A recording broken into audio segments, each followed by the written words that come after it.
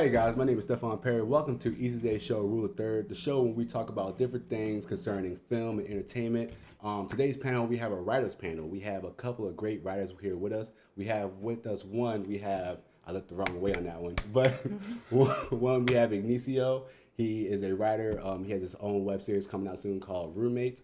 And we also have Eaze Day's own and Godbox Productions' own Maria, the CEO. She's a writer here at Eaze Day and also a writer for her own company as well. How you guys doing today? I am well. I'm doing great, man. All right, I'm glad we got past that intro. It took me a while to get there. I started writing when I was a teenager. I used to get in trouble a lot, so I was always on punishment. So I got bored and I started writing raps first. Yeah, you didn't know that. Everybody has a rap. Yeah, yeah. So I was writing rhymes, and then my cousin decided that she wanted to do a play at our church, and I starred in it. And so that's kind of what got me the bug. And after that play, we didn't do anything else. So I decided to write my own play, and then it just kind of took off from there. Like most stories with men, it was a girl. It was back in I think it was middle school. So there was this girl who I was really, really, really in love with in middle school. I just knew I was in love with her. And I found out that she was moving away. What's middle school? 8th grade? That's last year? Yeah, 8th grade. I found out she was moving away. She was like an army brat and everything.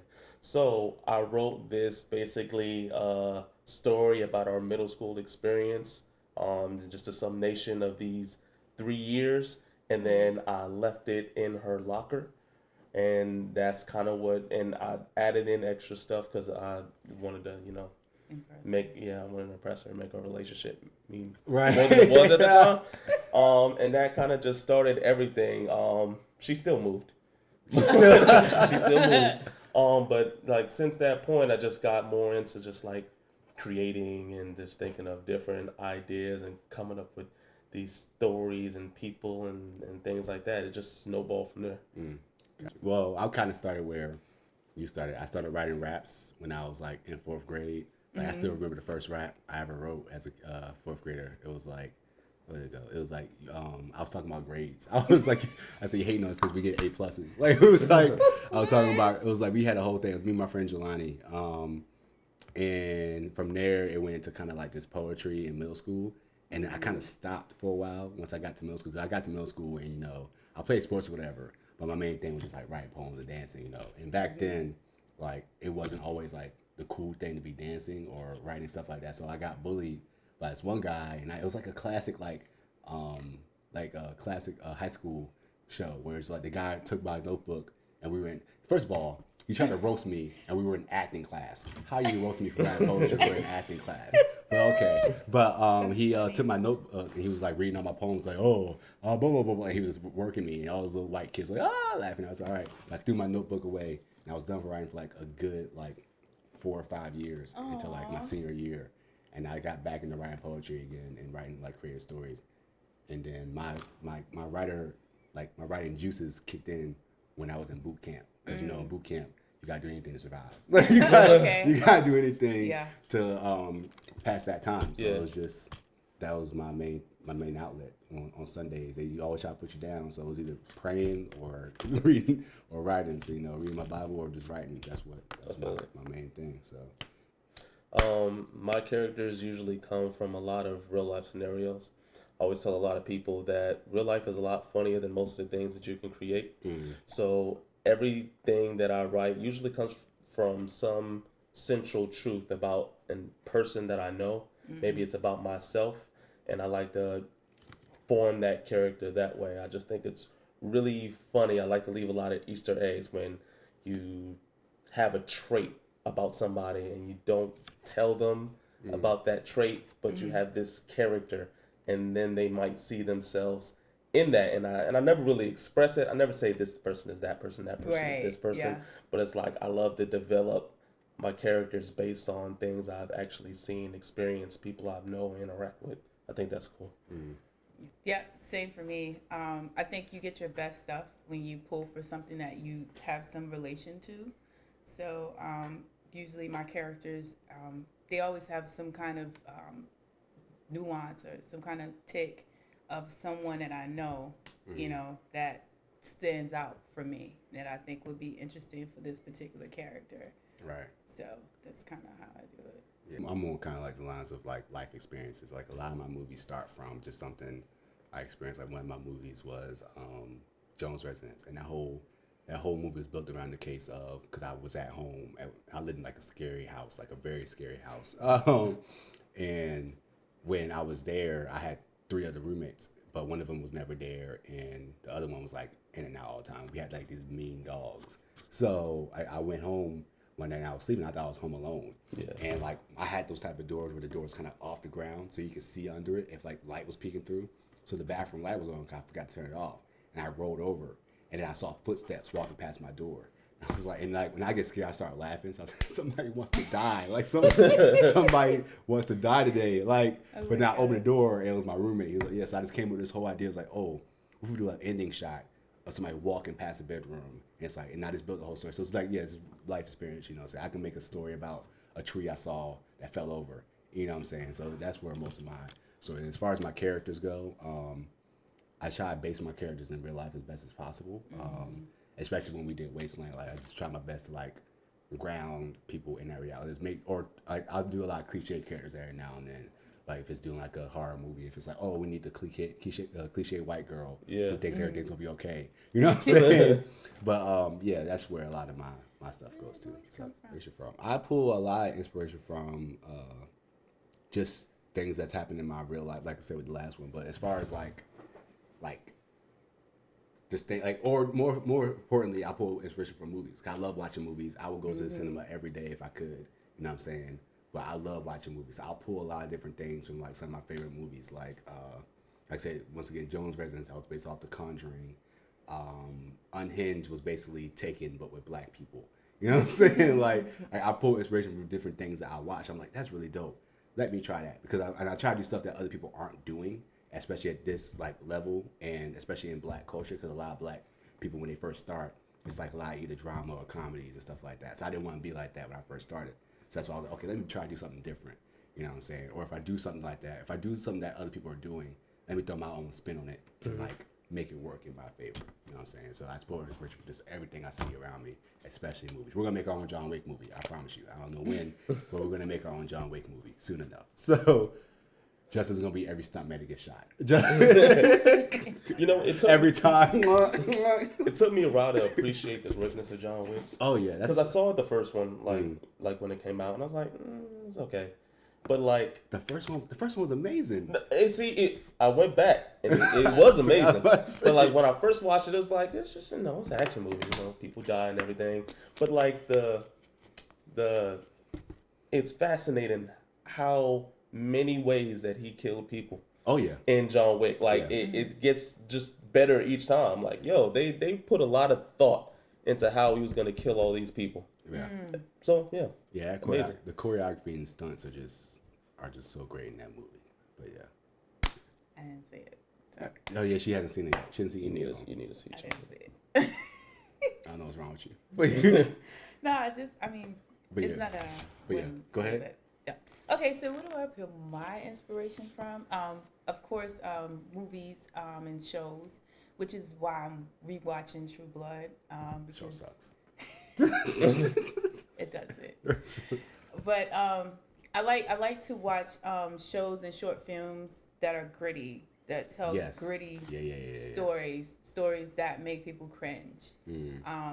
So that's kind of where I pull my inspiration from, because a lot of my life experiences, like if I told people like some of the things I experienced, like you would cringe. So those are the stories that I connect with the most. And so when I'm writing, like you said, we usually, pull from real life experiences or people that we know. So I tend to gravitate to those type of stories. And when I see them and see how they've written them, i.e., there's something about the Johnsons. No. It's one of my favorite short films. I showed it to them, and it it was so off-putting to them. But I loved the story because it was such a taboo story. It was a story that you would never hear. I've never heard a story like that before, and it was told so well. And so it made me like, how do I, tell a story with such grit and it be such a story that will probably make people uncomfortable, but you don't want to turn away either. So I pull an inspiration from anything. Of course, movies. I read a lot. Two of my favorite movies when like I'm talking about, well, I'll say three. Three of my favorite movies when I'm talking about, things that I kind of draw from is one of them is The Truman Show.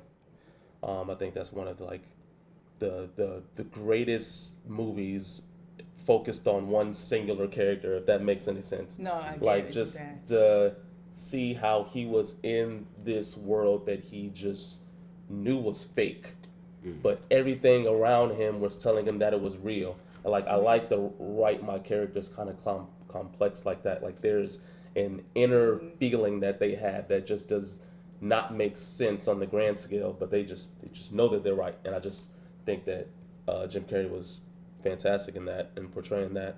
The second one is, well, it's not my second one. The second one, I'll say The Dark Knight. One of the best superhero movie ever. Right. First and foremost, and just how all of these characters, whether they were good or bad, were just so fascinating with so much depth. And I feel like a lot of movies just can't accomplish what that did, with just like really giving you a personal relationship with all these different people that was just as important as a central character. So I try to, give a little bit of backstory and add some feel to everybody. And the third one, Newsroom, because I love dialogue. That I was absolutely a good show. I absolutely love dialogue, and I feel like that's one of my strengths. So I always try to have witty, engaging, just character interaction with each other. So I pull from all those different things. I don't know what I was gonna say after that, but those movies definitely is where I get the source of my inspiration. Let me see. Well, one, I would say not taking time with the story, rushing it, if you will. Yeah. Because I wrote this, okay, so it was this one scenario. I knew it was bad, but there was a reason behind it. Okay, so I was the drama ministry leader at my church, right? And so there was a woman there who basically was she had basically started the ministry, but she like left it and came back, left it. So she was on this bipolar thing. So they just kind of told me to take over. So anyway, long story short, she wasn't a very good writer though. And she had told me she was writing for Tyler Perry and all this stuff. So she had me all geeked, and I'm Well, like, that yo. explains a lot because Tyler Perry can't write. I'm sorry. Go ahead. Go ahead. I didn't say that. I don't want to smoke. I don't want no. I'm not on camera. I am on camera. You should. But this particular woman, she was a terrible writer. So anyway, she had written this Christmas, because it was Christmas time. She had written this Christmas piece, and it was really, really bad. And I didn't want us to have to perform that, so I like wrote something that night, and I had done this Spike Lee thing, which is one of my favorite writer directors, and I'd done this Spike Lee thing, and it would have worked, but again, I rushed through it so that I can have some content for us to do, so we wouldn't have to do that. You know what I'm saying? Right. And so, I mean, we put it on, but it didn't really quite translate because, again, I rushed it. I didn't write to my audience. So a lot of people didn't get it. I mean, of course, in church, they're gonna always tell you you're great, right? Yeah, right. But I knew it was crap. It was key people who I knew kind of had a better understanding of theater and writing and stuff, who I could tell by their reaction it was crap. But Right. so yeah, so taking my time in developing the story, developing the character, is and knowing your audience, Right. and who you're writing to. So that was my mistake. I would say being too fixated on how I want the story to go. As I've grown as a writer, I try to let my stories tell themselves and not force it into this box. Um, earlier when I was writing, I used to take like a really long time to tell a story because it needs to get to this point or it needs to end right here. Like I have to figure out a way where it all makes sense. And that's like I learned that's not really being true to the characters and the story that you're telling. Like sometimes it goes a different way that you want it to. Somebody might have to die. Right. You know, somebody may get AIDS. What? You may not like that, but that's maybe where the story has to go. So Right. I try to let it feel more than just forcing it into a So box. letting it develop organically. Exactly. Okay. Yeah. Right. I would say one of my main things was exposition. Because one person I watch on YouTube a lot who I shouldn't be watching because he's bad for people who make movies, but it's a channel called Cinema Sins, which is basically a channel where it's like, it's mostly a joking channel, but they go through like different movies about, oh, they did this in this movie, that's a sin or whatever. Like, they're like, oh, this is basically what's wrong with a movie, you know what I'm saying? And I know that's really bad for filmmakers to watch because you get like, it just messes with your mind. But I watch it because it helps me with like kind of not having those mistakes in my film. So one thing I did a lot was like not think that my audience was smart enough to get what I was trying to write. You know what I'm saying? So there was like a scene like saying Jones Brothers where the guy, he had PTSD, and instead of just showing it and let people get that for themselves, it was like I had him with a duffel bag. He had a duffel bag, whatever. The wife was talking about taking your pills or your medicine, whatever, to make you to stop your hallucinating and stuff like that. But then I had a line. I was like, oh, PTSD is not. It's so hard to do. And I was like, why did I write that? That was so dumb. Like I already explained to everybody what was going on with the guy. They can piece the things together themselves. Yeah. So over expositing, because I hate when people do that in scripts. Period.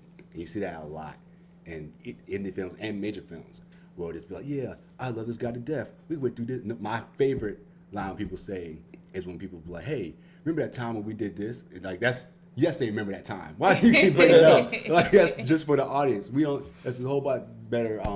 It's a whole lot better way to do that. You know what I'm saying? So exposition is just my main thing. It's just like, show me, don't tell me. It's be clever with your writing. For me, it's staying on task because it's very loud up here. Right. And the channel's constantly turning. So I don't know, maybe I have ADD, I don't know. So, because when I get excited about a story, like I see the whole thing like this. So all these different moments and important pieces start popping up in my head. And so my mind is moving faster than my fingers. And so sometimes then I'll overwhelm myself. Right. And then I'll step back from the story, and then all of that fire and stuff, sometimes I might lose it. And then I come back and I'm lost. I'm like, what? And I would read it. I'm like, who wrote this? So sometimes it depends on the story though. But I usually struggle the most when it's a story that I'm not necessarily connected to. It's just an interesting story I want to tell. Those are the stories that I struggle through the most. My hardest thing is when I don't have an ending in mind, which that rarely happens with me now. But I like to start my stories at the end, so that way I know how to get there. You know what I'm saying? That really helps me with make sure okay, this is my end point. What road am I taking to get there? What are the characters deciding to do on this road? What is lost? What is gained this whole time? You know what I'm saying? So that's one of my main things. So if I don't have an ending, I've only did that maybe a couple of times, and the films are fine in my opinion. You know what I'm saying? But I feel like if I had a more definitive ending, it could have ended a whole lot better. You know what I'm saying? Yeah, it sounds where it gets to a point, especially when you're editing stuff, like when you write it, and then you think you're like, okay, let's put it in. Like I've had films where I had it, and I was like, okay, let's see how this ending looks, and I'm listening back to the audio, I'm just like, that was horrible. Why did I write that? That was a really bad decision. Why did you write that? And luckily, I'm the one editing, so I can just go clip out real quick. But yeah, that's one of the main things I run into is just make sure I know what my ending is, and yeah. I think for me is making sure that I follow through on everything that I set up.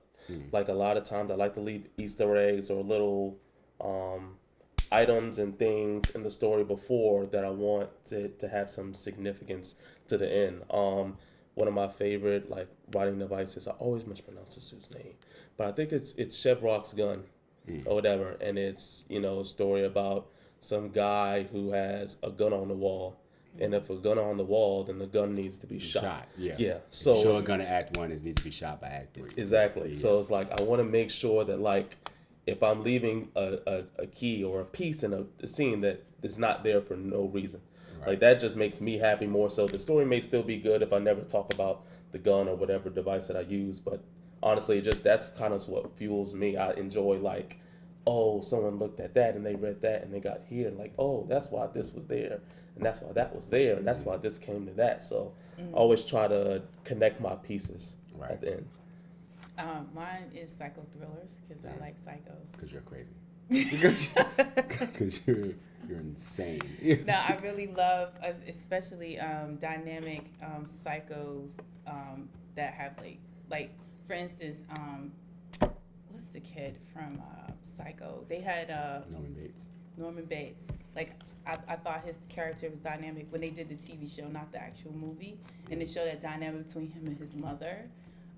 I love that. I thought that was great. Oh, you're talking about Bates Motel? Yeah, I never Bates, watched it. I was binge going watched to. it all the way to the end. I love the way that they developed his character because even though he was psychotic and a serial killer, they made a human side to him, and I could relate with that because I have a son, and sons are clingy to their moms and all this stuff like that. So I thought that was pretty interesting. So I love serial killers. Favorite genre? Well, I guess it would be a mix between sci-fi, but more so like space. I love space. Space is vast, and I feel like there's never enough stories you can tell about space. You can just take it in so many different mediums. Gangster movies, because I love gangster things. I love gangster. What's your I top love gangster things. movie? The top.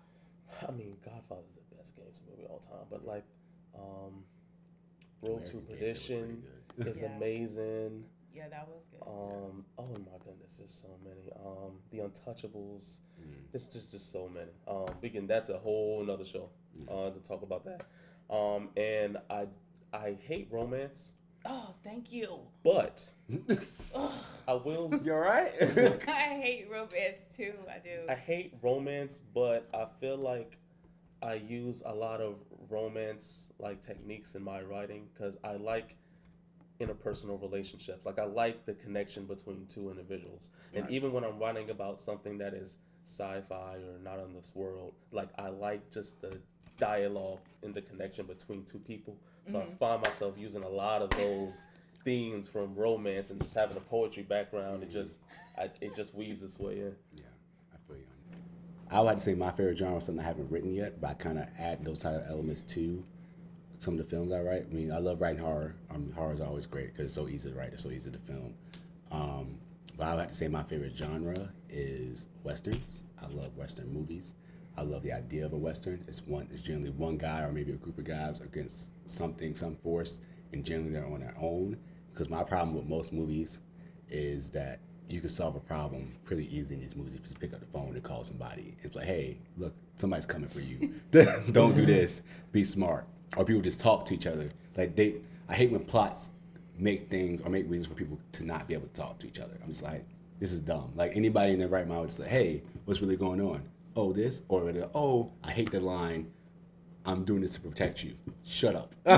Shut up. Like, no, shut up. You know what I'm saying? So westerns are like my favorite just because like it's always generally like they really have to work on their own to figure out the problem, solve the problem. You know what I'm saying? So westerns will always still be my all-time movies. And I've become more of a horror fan recently. I don't usually watch horror, but even though I write it and make horror movies. Wow, that's interesting. But I've recently become a horror movie fan. All right, before we close out, who was you guys' biggest inspiration as far as writers are concerned?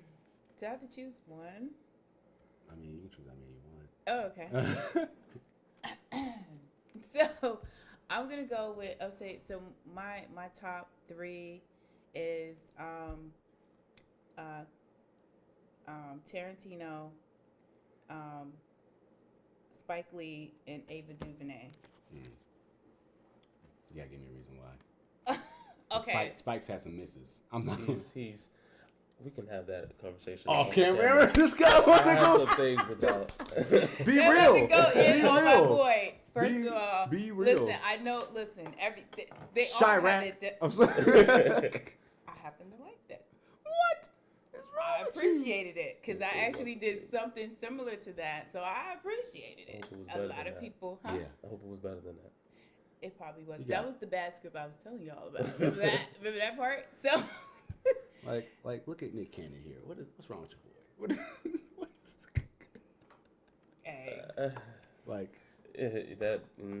he married Mariah, so Just the that's all I can say. casting, in general. Just, but Wait, whatever, on that's a- Chirac? Yes. Really? Are you really complaining about Chirac? He tried to bring Wesley back, but it didn't work. It didn't work. No, Wesley messed that up for him. Yeah. Yes. Whatever. So, but okay, we're gonna You get know off the thing. Chirac. Okay, whatever. But You want me to go down some first- more? He was a trailblazer. And He was. Point blank. He Period. is. Let's just respect the gangster. I'm so happy he finally got his Oscar. That is so deserved. Well deserved. Yeah, he has some hit or misses, but I've always appreciated his work, and I've always appreciated the doors that he opened for us as Black filmmakers. So, kudos for that. I can attest to that. Yeah. Tarantino, come on, this dude is a freaking creative beast. I love pretty much everything he's done. I can't think of one bad film that he's done that I didn't like. And I love the way he thinks. I've listened to some of his talks, and he's almost like a big kid. You know what I'm saying? And he just lives in this wonderland, and he's not afraid to go to certain places, just like with Durango. I thought that was pretty balls. I mean, the Django. Help me. Django. So I think I think it was pretty ballsy what he did with Django. So shut up. So I thought that was brilliant what he did. With Ava, I love all of her work. It's, she does some really dramatic pieces, like this new thing she has out. Was it They Don't See Us or something? The Way They The See Us. That's about to come out. That junk looks hard. That junk is about to be so hard. I'm telling you, I think she is like a very strong storyteller. I love the way that she pretty much directs her movies. I've just recently listened to her on the Breakfast Club, and one of the things that stuck out to me about her the most was that as a director, she's a very good listener. That's her skill. So she knows how to sit down with the writer or the person who's telling the story, because she sat down with the Central Park 5? Mm-hmm. She actually sat down with them and talked to them and to tell their story, and she knows how to connect with people's story, and the thing that she said was people listen to respond and not listen to hear. And so that's why I picked those three. What you were saying? I don't follow a lot of writers for actual shows and movies and stuff. Draw a lot of stuff from books and comedy. I like comedic timing. That's important to me. So Chinua Achebe, he wrote Things Fall Apart. It's one of my favorite books. Just about an African man and his tribe and trying to raise a family and do the right thing and the difficulties that came up in that. Also, what else? Robert Greene, he wrote 50 Laws of Power. I love that book. It's It is 48 Laws of Power. I wasn't trying to call you out. I swear to God. You're not a real fan. I'm not a real fan. I swear to God. I'll fuck it up. I wasn't trying to call you out. No.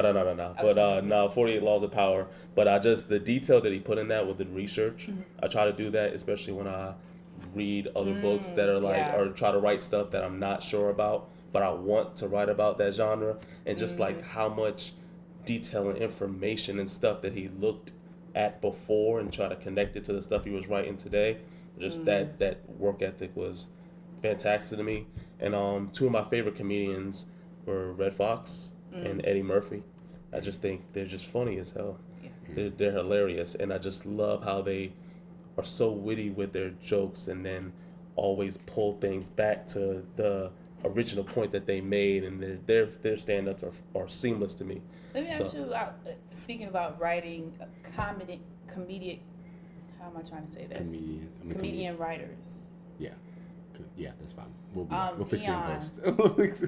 Dion Cole. Cole. I think he's a good writer. What do you think? Dion Cole, his comedy is not for me, honestly. Okay. But I will say that he has a unique shtick. Like, he does know how to go through the process of telling the joke, make sure something connects, leave a little tea leaf, right, for somebody to pick up on, and then come back to that same joke. Like, he's very good at that. So I will give him that credit. Because, he also writes for, like, Blackish. Yeah. And I think Wanda Sykes also, she's a writer as well. Yeah, Wanda Sykes is great. Yeah. Wanda. I pull a lot from, like, a lot of my favorite directors are my favorite writers. Like, Ryan Coogler is one of the best. I love him. I've loved him since Fruitvale Station. He's just fantastic what he does. James Wan. I love James Wan. He's from Saw to The Conjuring. Like, even like those are horror movies I've watched, and like they're just amazing horror movies from top to bottom. You know what I'm saying? I also like one of my favorite book writers is J.K. Rowling, of course, from Harry Potter. I love Harry Potter. And what's this guy? George R.R. Martin, the guy who wrote Game of Thrones. Game of Thrones is my show. It's one of the best shows out there. I don't care what nobody says. Game of Thrones is one of the best shows that's ever been laid to television. Visual effects and everything. I agree 92%. You said 92? 92%. Not 92. But no, yeah, it's just a great show. Who else? Oh, I feel like I'm gonna say his last name right, but Mark Bowl, I think his last name is. But he's just a masterclass writer when it comes to tension in movies. He wrote Detroit, he wrote Hurt Locker, and he wrote Zero Dark 30, I think. Okay. So he's a great writer. If you ever seen Detroit, that movie is just tension. I haven't seen that. Tension the whole way through. You know what I'm saying? Like, did you watch it? I did. Okay, yes, tension the whole way through. And I watched it a while back. Yeah, though. and it's real good. And it's like, it's raw. Yeah, okay. Like you feel it all the way through. Like, yeah, I didn't know. My cue later. Like, I think it's either on Netflix or Hulu. It's one of the two. I think it's on Hulu. Yeah, I can find it. He's I got it. But yeah, it's just so good. That's like I didn't watch it until like recently. I've always wanted to watch because it has what's his name in it? The guy who plays Finn in Star Wars. Dang, what is his name? The black guy from Star Wars. Talk about the one that said something about he played the Spike cop Lee recently. Did he? I don't know. Yeah. He played the cop in Detroit. Oh, okay. I know you're talking about. I can't remember. He got the eyebrows. Yeah. Yes. It's he has a distinctive eyebrows. It's in my mind. Yeah. I know who is. If I see it, I'm gonna be really upset. I just saw him in the headlines because he had something to say about Spike. It wasn't good. Okay. Did he say he has some misses? I think his last name. Stop it. That's a true statement. That's a true statement. We're not going there. He has some swings. But I think his last name is Baldwin. It's not. No, he's a Nigerian guy, so it's something. I'm trying to. Is he Nigerian? I thought he was some foreign. I thought he was British, if I'm not mistaken. Yeah, he knows like British. He is British. Yeah. British Nigerian. Because I think that was the headline. He was mad because I guess Spike said something negative about Black British people. So he did. He says, He says, what did he say? What did he say? I know what you're talking about. We'll talk about it off camera. But yeah, that's all I got. All right. So thank you guys for tuning in for our first episode. If you like this, let us know. Comment below. Once again, you can find Maria. You want to plug your social media? You can find me at Maria on Instagram at Maria_the_CEO. Also, you can find me on Instagram at Godbox Productions and Facebook at Godbox Productions. All right, Inicio. Everybody calls me Niece. I'm working on a project called Roommates. You can find that on YouTube, Roommates RDU. Also the same thing on Instagram. You can also follow me on Instagram, Eski Allen Poe. Eskee, Allen with the A, Bo. Bo. But you know how to spell Bo. Awesome. You can follow us on all of our social media platforms at Eaze Day Entertainment, EAZE Day Entertainment, on YouTube, Facebook, Instagram, Twitter. Follow me as Steps the Director if you want to. But other than that, thank you guys for tuning in. We'll see you guys next time.